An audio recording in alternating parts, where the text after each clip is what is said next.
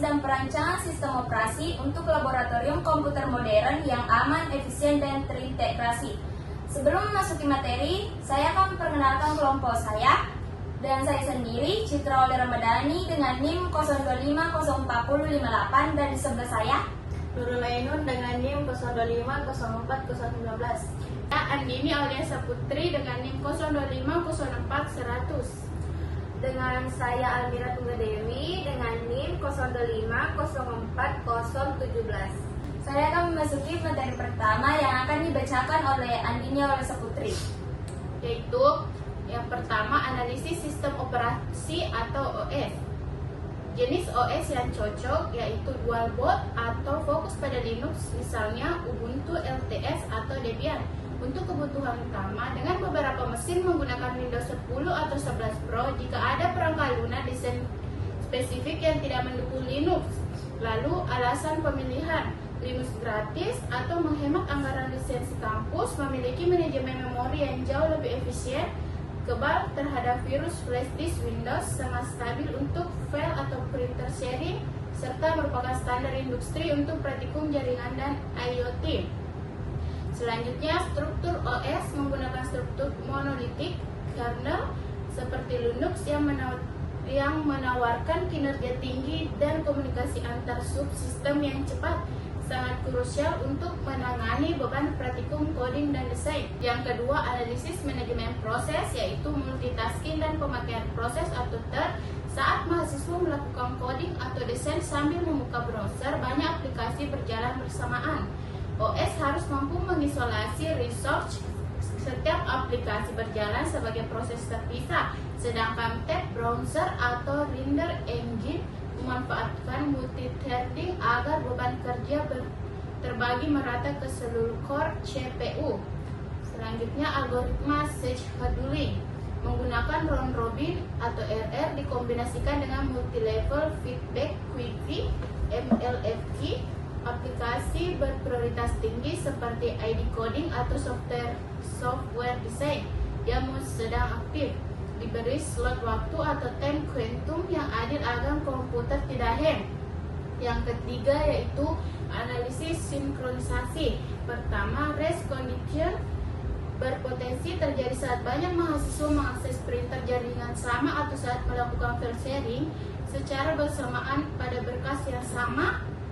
Lalu deadlock terjadi ketika proses A mengunci berkas S dan meminta berkas Y, sementara proses B mengunci berkas Y dan meminta berkas X, menyebabkan sistem hang.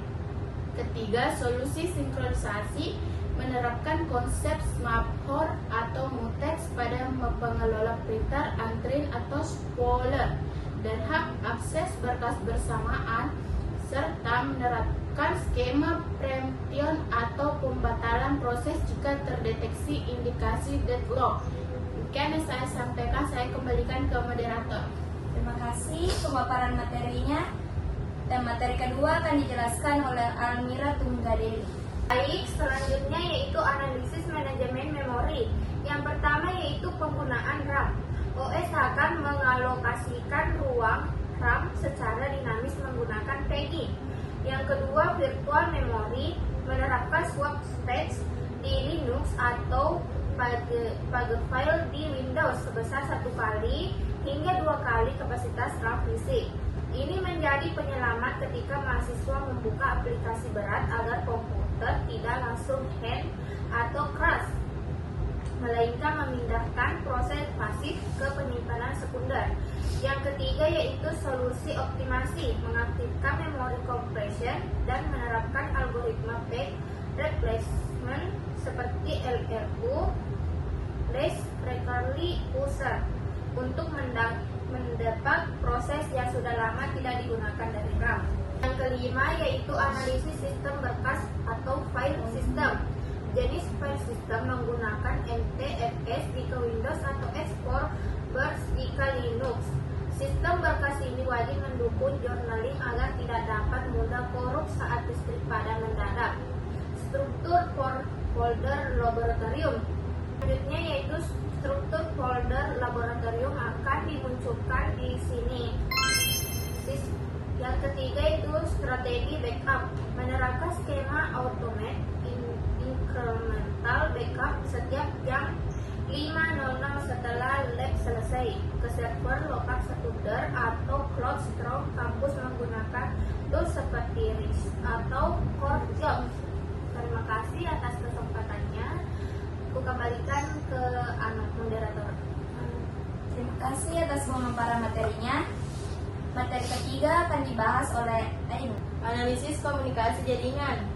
Peran OS dalam jaringan. OS menyediakan network start, protokol, TCP atau IP.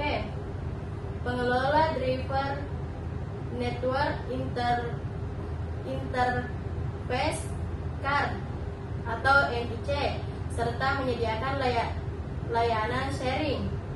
Yang kedua, konfigurasi sederhana, mengatur IP statis untuk komputer servis atau printer dan menggunakan DHCP server dari OS pusat untuk membagikan IP dinamis secara otomatis ke komputer praktikan. File yang ketiga, file dan printer sharing menggunakan protokol Samba atau SMB yang memungkinkan komputer Windows dan Linux saling berbagi file dan printer secara stabil dengan autentikasi enkripsi. Selanjutnya, analisis keamanan sistem, desain keamanan dan user account, menghapus akses administrator bebas, akun dibagi menjadi dua, admin lab atau akses penuh atau root, dan mahasiswa atau ghost, standar user tanpa hak instalasi. Selanjutnya, permission file menggunakan Outrun Access Control List atau ACL. File memiliki mahasiswa A bermodus file 700 atau RWX, sehingga mahasiswa B tidak bisa melihat atau menukarnya. SOP kemudian komputer. 1. Mahasiswa wajib login menggunakan akun non-admin masing-masing. 2. Dilarang mencolokkan flash disk sebelum dipindai oleh antivirus bawaan OS yang berjalan di latar belakang. 3. Setiap kali komputer reset sistem akan kembali bersih ke kondisi awal menggunakan aplikasi pembeku sistem seperti Deep Freezer di Windows atau overlay di Linux. Saya kembalikan ke moderator. Terima kasih atas pemaparan materinya. Sebagai kesimpulan, dengan beralih ke sistem operasi Linux Ubuntu, Laboratorium Teknik Informatika Unipol dapat mengatasi masalah kinerja lambat melalui manajemen memori virtual atau SWAP dan algoritma scheduling CVS. Masalah keamanan diselesaikan secara mutlak dengan membatasi hak akses user privilege mahasiswa dan menerapkan file permission yang ketat. Integrasi jaringan menggunakan Samba dan CAPS menjamin proses sharing data dan pencetakan berjalan stabil, sekaligus siap mendukung kebutuhan praktikum LOT di masa mendatang. Sekian presentasi dari kelompok kami mengenai solusi perancangan sistem operasi laboratorium kampus. Semoga pemaparan kami mulai dari identifikasi masalah hingga implementasi sederhana tadi bisa dipahami dengan baik. Terima kasih banyak atas perhatiannya. Kami pamit undur diri. Assalamualaikum Warahmatullahi wabarakatuh.